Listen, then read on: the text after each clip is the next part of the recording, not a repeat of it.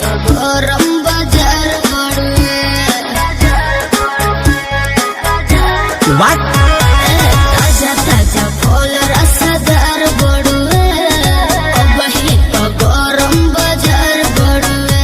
चलो ठेला पाया के लाले हम बीछी के हो, चलो ठेला पाया के लाले हम बीछी के हो।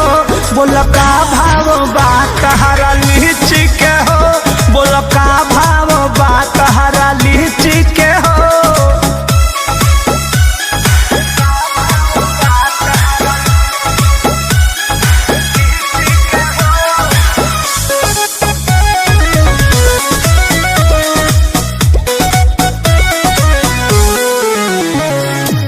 तहरा लायल तुमके मोल नइखे। मन भरले ला कौनो झोल नइखे। अरे अच्छा, तब तो हर का प्राइज बा। तो में तो रानी ज्यादा पाकल बाका, देखे तो दांत से काटल बाका।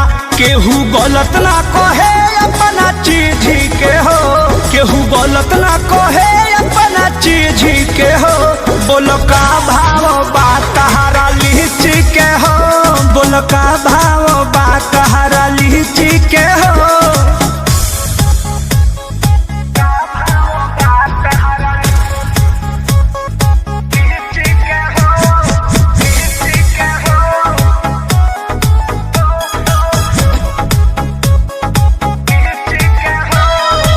Music by Arya Sharma.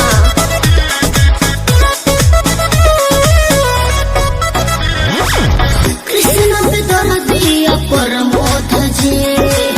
जनी चुवा बरस खोद खोद जे। हेलो, आपको घाटा नहीं होगा।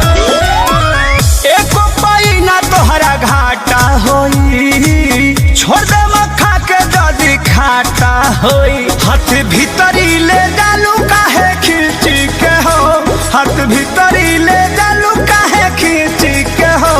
बोलो का भाव बा तहरा लीची के हो, बोलो का भाव बा तहरा लीची के हो।